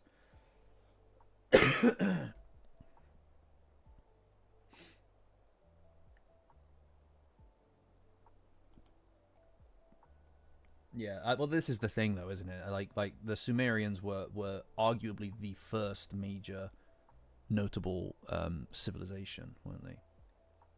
But anyway, I'm digressing. I am trying to put together more content. I can't. Was it from the fan book? Interesting. I don't know. I'll. All right, Cube. Thanks for joining, dude. I can't promise that it's going to be Dandadan related. I don't know what it's going to be yet. I'm trying to put stuff together. I've got a few different things that I want to work on Dandadan side, so expect multiple Dandadan videos to come out this year. But insofar as what I'm currently working on, I don't know. You know, it's a funny thing because I find that recently I've been kind of like, I think it's very important to explore. I've not read it yet. No, I've been trying to get a handle on things in IRL. You know what I mean? I think that it's very important to kind of explore all the different sides of your catalogue of emotions, I suppose. You know, I like something that I was talking about recently is I'm very much drawn to, and this is where Dandadan is kind of the exception, but not fully, because I also think Dandadan has a certain sadness to it that is hard to pin down precisely, because there is a lot of happy to offset that, and that's ideal. That's what you want. But there is an underlying sadness, at least from a social perspective, with a lot of the way that you're introduced with characters and things like that. But I do think I'm drawn mostly to sadness. You know, I think I'm a very happy person. But I do think that my kind of core feeling is sadness, if that makes sense. Not in like a depressing kind of way, but just kind of in like a that's if I'm alone and just mellowing with my feelings, that's the one that my brain moves towards, you know. Yeah, Freyren is something I've been toying around with. Yeah, I mean, I've identified certain things that I want to talk about that I want to attach to the right thing, if that makes sense. It's just making the pieces fit together so that you're saying something about something whilst also talking about a thing that you're interested in, a feeling that you're interested in. I know what feeling I want to express. I just don't know what to attach it to yet. So it's difficult. It's tricky, you know? Like a good example is anybody who's seen Cowboy Bebop. That video that I made years ago on Cowboy Bebop expresses that same sadness. It's not a sadness where it's like, oh, everything's awful, my life is over, that kind of sadness, like depression sadness. It's not that. It's this inquisitiveness, I suppose. Like does that make sense? Like a sadness that is just kind of, there's a word for it that I don't want to use because I feel like that is going to be the basis of my next video, and I don't want to spoil that term. Yeah, no, again, I know what term it is, and I don't want to use it here because it will spoil the next direction of the next piece of content. So I'm gonna leave that here in here, but that's where I'm at, you know. Like I do think that, I don't know whether or not it's just because of the start of a new year and everything. Like you go into a new year, right? You go into a new year and you think that that life's just gonna like overhaul, right? You think that things are just gonna overhaul, but the reality is it's just the next day in the new year. Things are the same as they were, and it's like, you know what it is? There's more than one. There are two different things. There are two very specific things that are in my brain, and they pair together perfectly. But those two sensations, those two feelings, are very much, yeah, exactly. That's what I mean. Like, these two feelings and sensations, and perfectly encapsulated in two phrases, are in my brain at the moment, and I really want to talk about them, but I want to channel them into something first, and then I can talk about it, and then I can explore it, you know? I already know what two things I want to talk about in relation to what two other, like what two properties I want to talk about it in, and they're not necessarily what you would expect. um, but yeah, I'm excited to make the content. It's just finding the time, and obviously I'm going to the doctors tomorrow, but I'm still sick, obviously, and I have been since fucking November. And it's like I don't know. It's just a fucking like Sword Art Online. No, you spoiled it. I don't know. Life's a funny thing, you know. Like I think that I don't know what I think. You know, I think that's it. I think that's it. Like moving away from specific terms and specific terminology. I just don't know. Do you know what I mean? I just don't know. Like does anybody really know what they want? You know? I feel like every few months, I in some way just reshape my. Last year was the most consistent that I've been in a long time. I think with a lot of big life things. You know what I mean? I just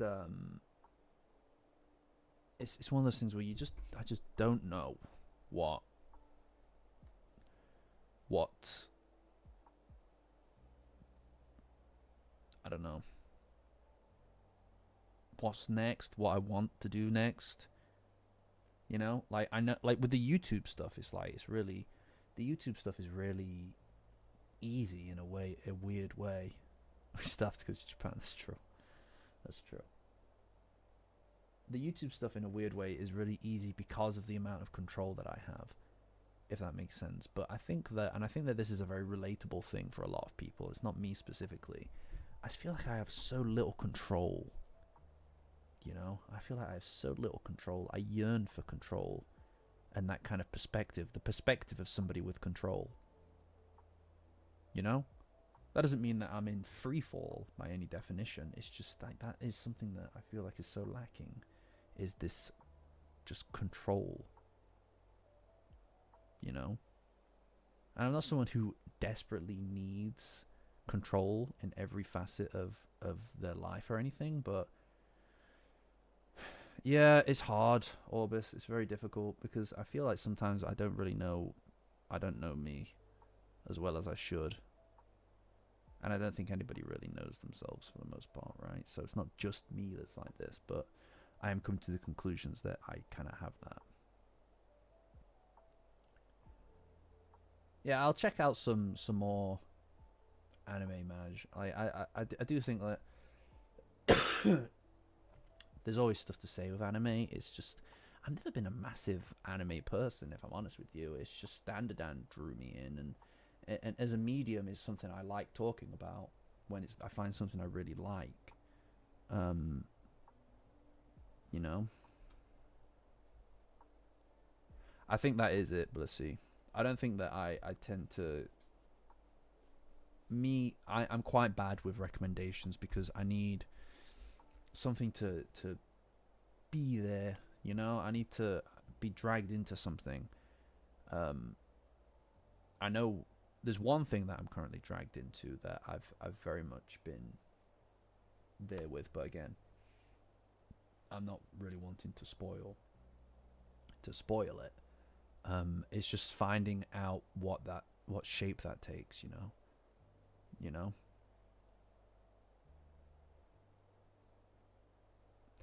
I think that's a really good way to look at it, Orbis. Unfortunately, is that when you're in a kind of when you're in that kind of rut, that like headspace, you can't. It's like you can't just turn it off under any circumstances. You know what I mean? And it makes it difficult to sit still. and you start you start thinking all those fucking like ridiculous ideas about, oh, I'm gonna go do this, I'm gonna do that, I'm not satisfied with this, I'm not satisfied with that. But it's like where do you even start with something, you know?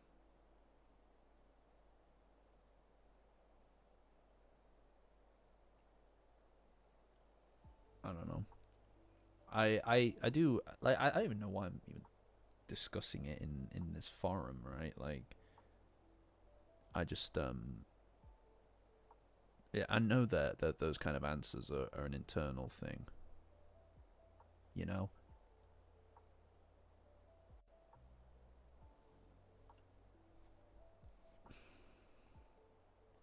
Is this because I'm turning 30? Is this because I'm turning 30? Oh my god, is that what this is? Oh my god, is that what this is? Is this because I'm turning 30? Is that why I'm getting like this?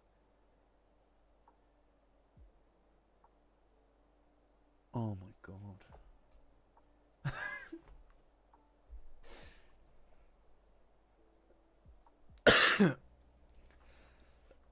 I don't think it's got anything to do with the number. It's got nothing to do with the number of thanks Panda Nice. Hello. Hello. Oh my god, he jumped in to say yes. Jumped in to say yes. No, I'm not I'm not you know what I mean? The 30 is young, right? Oh, thanks, Madge. Appreciate you. 30 is fucking stupid young, right? I've it's not about 30. I think what it is it's just I'm not Unk. Don't fucking call me Unk because now they're gonna start. Now the fucking Zoomers are gonna start back in the Discord. Patreon link in the description. Join as a free member to get access to the Discord. It's the best place on the internet for Dandadan.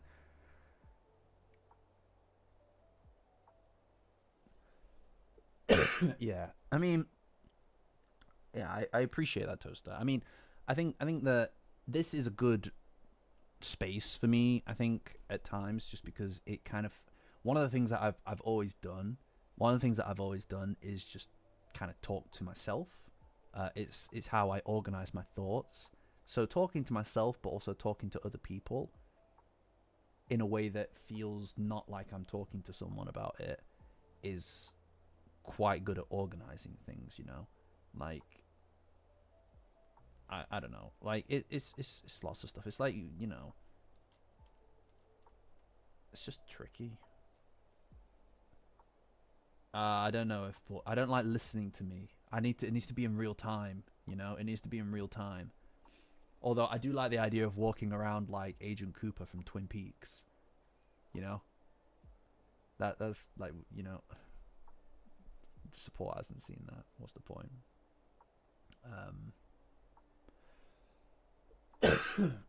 But I don't know.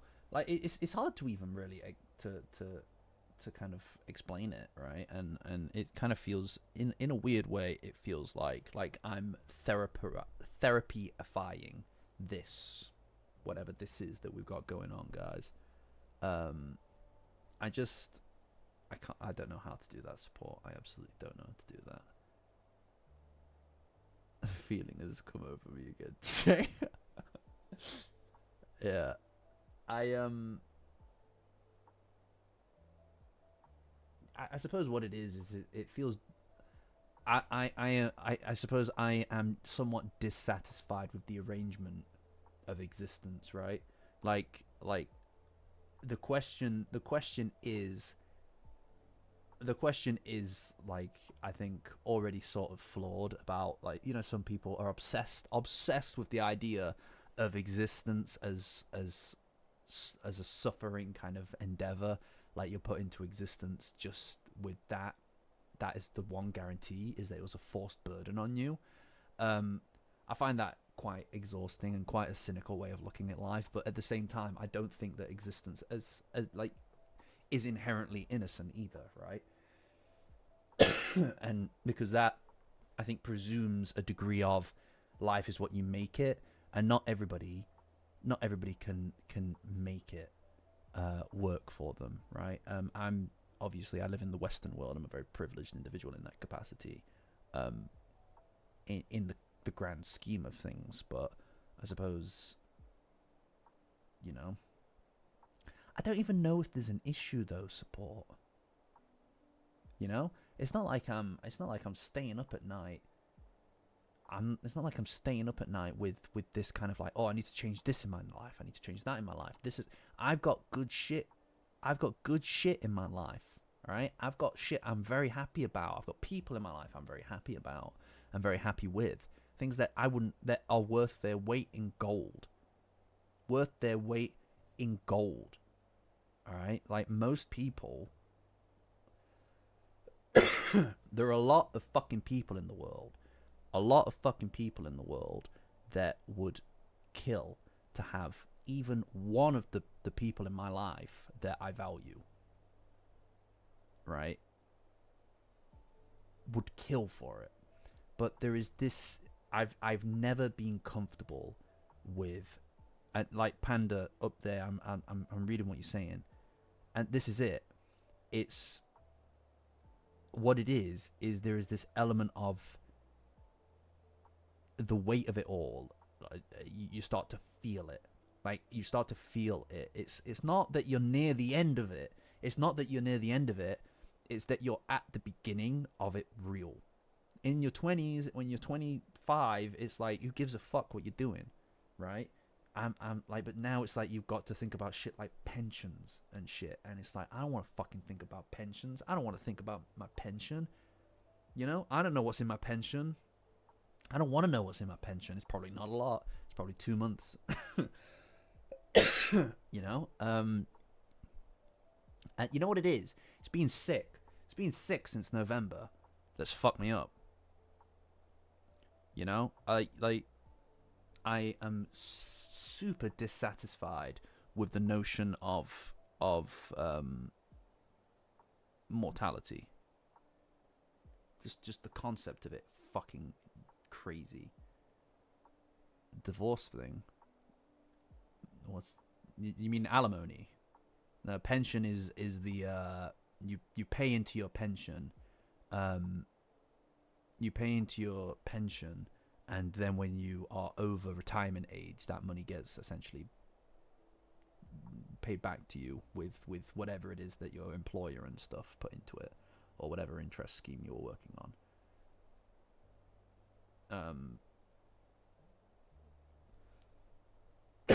I think that 1996 is on the cusp of Zoomer and Millennial. So I have a lot of friends that are Zoomers. I have a lot of friends that are Millennials. So it's kind of like, you know, I understand kind of both of them. Rob a bank, yeah, fucking tempting. You know, I don't know. It's just one of those things. Everybody deals with it, right? Everybody deals with it. It's not uniquely me. I just have the opportunity and the platform to talk about it, to say the things that are in here. Not everybody can. And one thing that's really important as well, I think, is to just fucking say it. You know? Like, most of us, and something that I realized recently as well, well, not realized recently, but reminded of, right? Reminded of is that, fuck, everybody's got a shit sandwich in their life, right? All on black. Let's go. Everybody's living a shit sandwich for the most part, and that's fucking crazy. That's so crazy to me that that's the case. It's fucking, you know, like how to rob a bank and get away with it. Yeah. Send me a copy.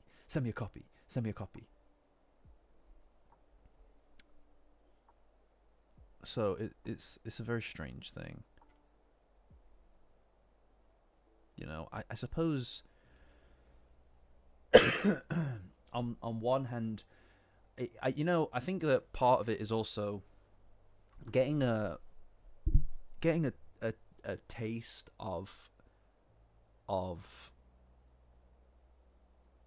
doing something creative, getting a taste of doing something creative and feedback for it is like fucking it's like crack cocaine, guys. It's crazy. It's bananas. Like, it's so fucking bananas. You know, the positive reinforcement that I've gotten through this YouTube thing and the community is bananas, right? Like, it's fucking crazy. And it's like, when you do something creatively that people respond to, it's like nothing. No other form of work is the same. It's just not the same. You know? Like, it's just not the same. How could it be?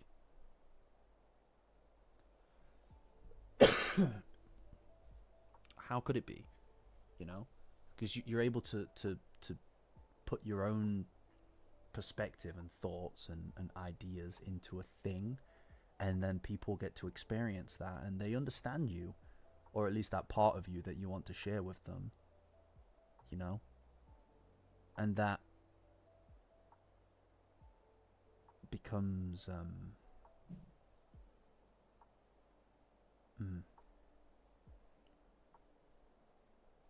it's just fucking it's crazy. Yeah.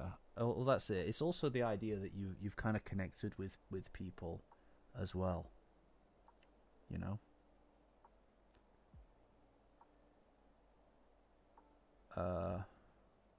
Charity stream soon. I have not mentioned that. I wouldn't even know where to begin with something like that. I don't think we have the kind of numbers necessary for that. Yeah, it's a blessing, support, and a curse. Because not every element, not every facet of your life is going to offer that. And oftentimes, you need to make the choice. Oftentimes, you need to make the choice to do the thing that's smart and is going to produce you with guaranteed benefits, typically monetary benefits, over the thing that produces and provides any kind of spiritual thing, you know? It's definitely not the number, you know. I think that it's the 30 thing was more of a joke for me. I think it's partially being unwell and then also turning into a new year.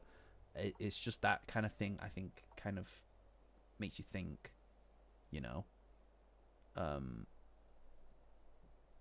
little bit, you know. It's like it's strange. Because, like, obviously this is all something that I value a lot, right? But it's not nearly enough to support me, and I don't think that it's something I would want to be something to support me. Because if you support yourself through this, then suddenly it becomes a different thing. It doesn't become just a creative endeavor. It starts to become your chain, you know? Yeah, no, I agree with you. I agree with you, Blissy. I've got lots of things to look forward to, of course. Like I said, I'm not depressed or anything. I'm just in a bit of an introspective space. I'm evaluating things. I like to evaluate where I'm at every now and then. And typically that kind of introspection comes with a degree of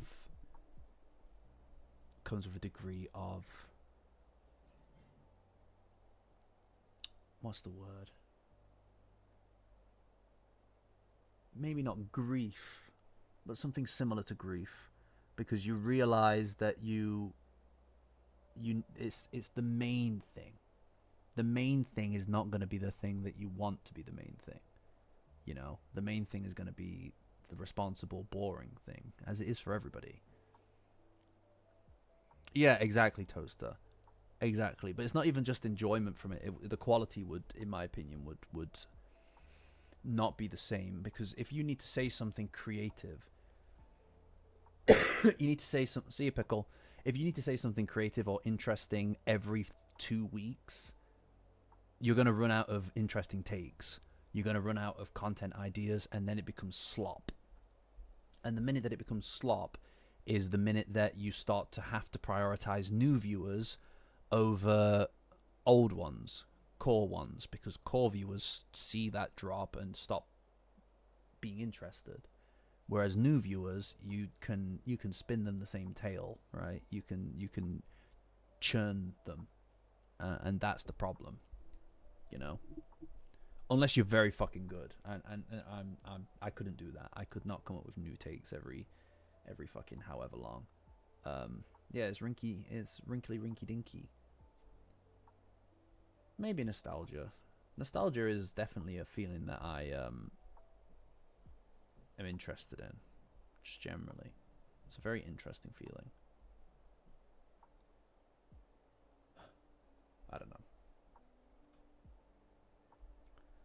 Like I said, I think it's just because I'm fucking still not well. It's pissing me off. But hopefully tomorrow will bear fruit for me. However,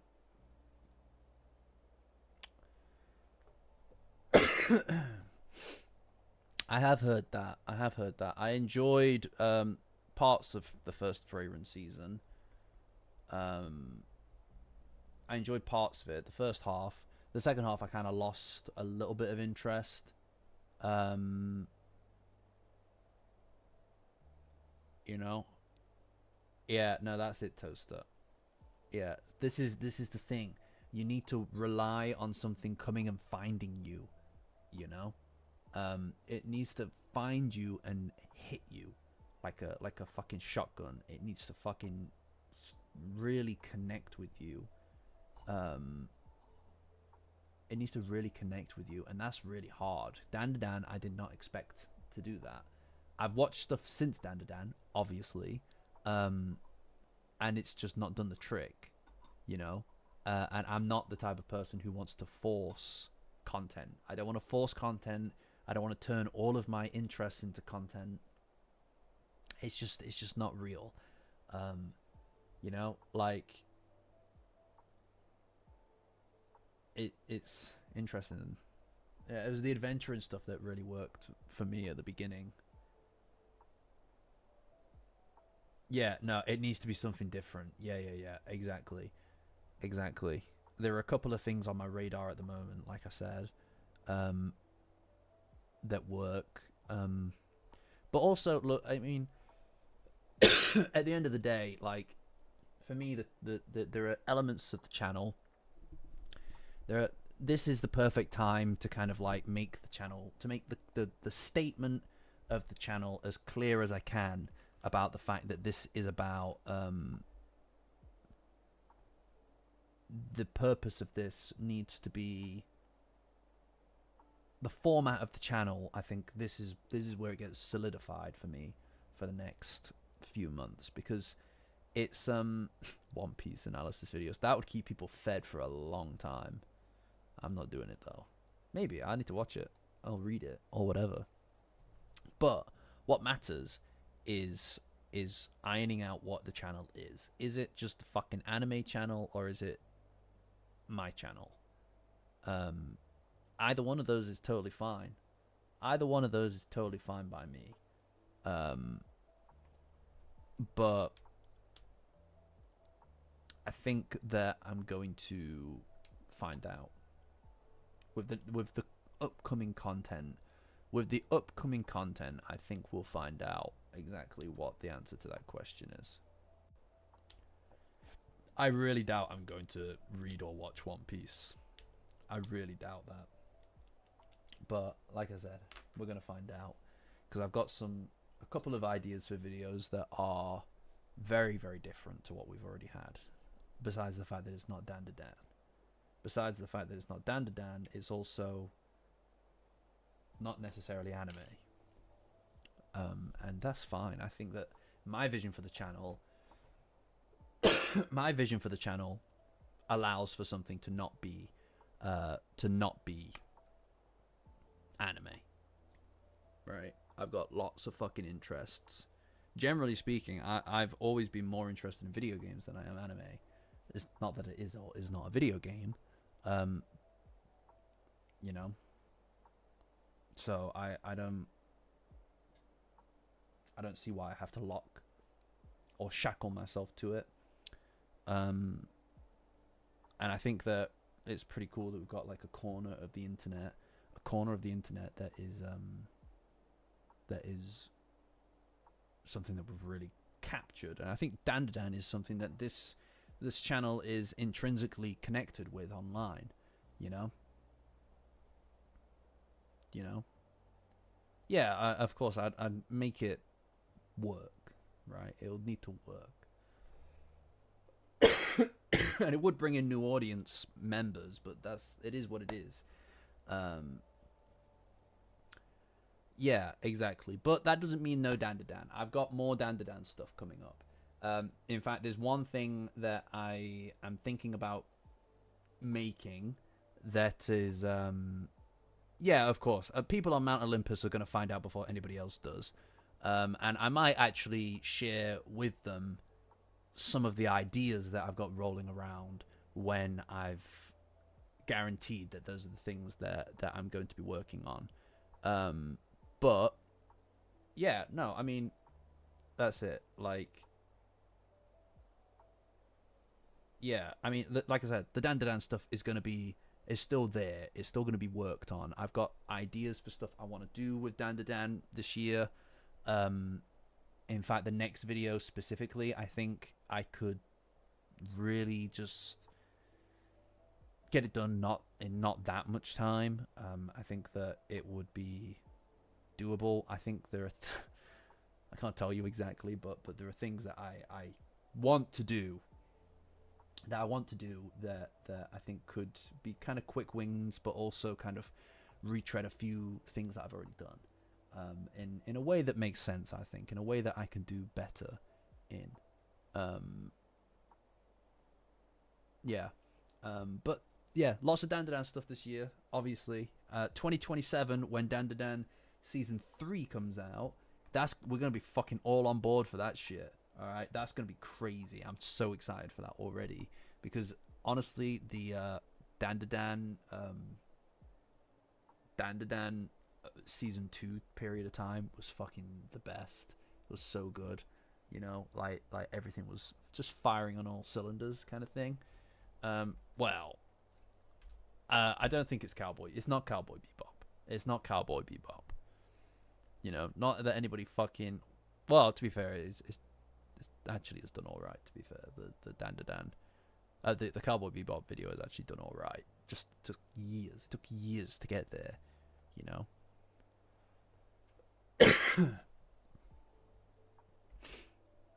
Party's over. Fuck's sake. But, like, obviously something I think worth acknowledging is that, like, really most romance stuff does not hit the same level as Dandadan does for me. So don't expect romance manga. I've tried. I'm glad that you liked it, Blissy. Most people didn't watch it. It's, you know, it's a different audience, you know. But the... What was I saying? Yeah, no. So, obviously, romance and stuff is not my thing, really, in reality. This is why Dandadan works so well, because it made it a thing I was interested in. So, things like... I've read romance manga. I've tried to. It just didn't connect with me, you know? I just don't... It's not my thing, you know? And that's fine that it's other people's thing, but it's definitely not mine. It's you know, doesn't click. But anyway, it is what it is. But we will continue next week. Obviously, guys, I'm going to be doing some stuff on Twitch.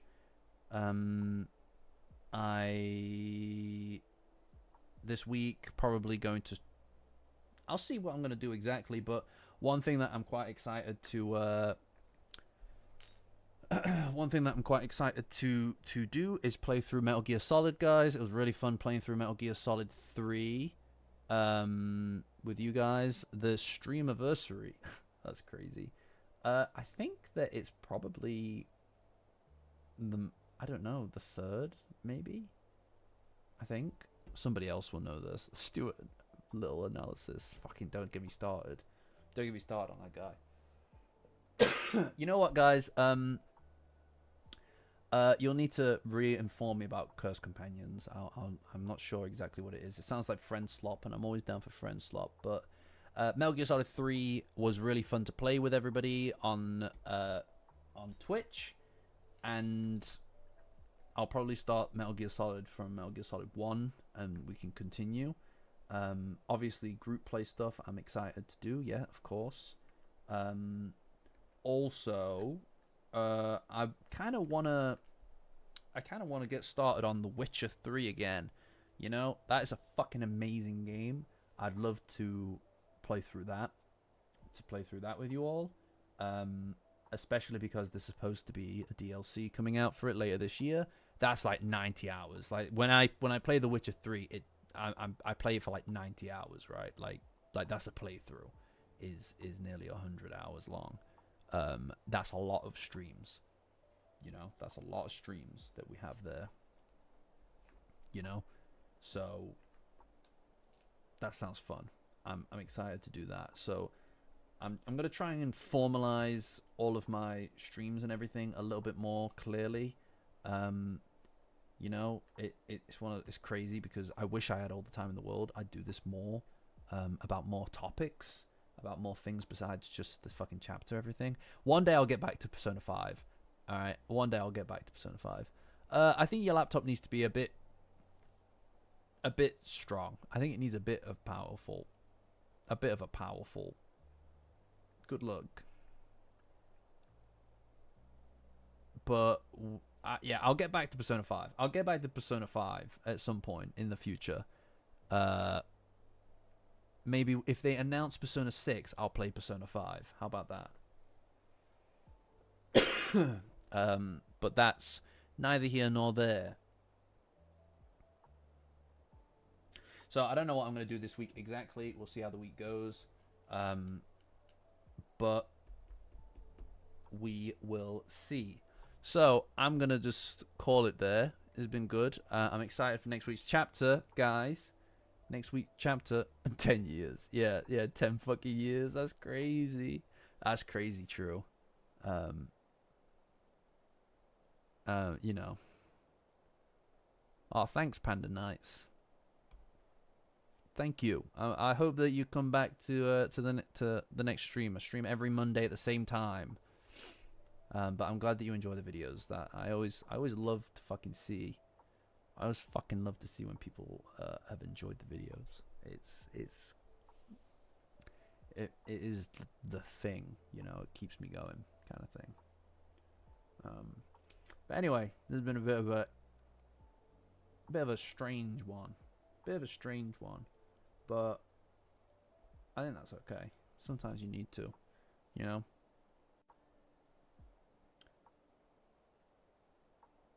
Anyway, I look forward to next week, guys. So I'm gonna go away now. Guys, say bye.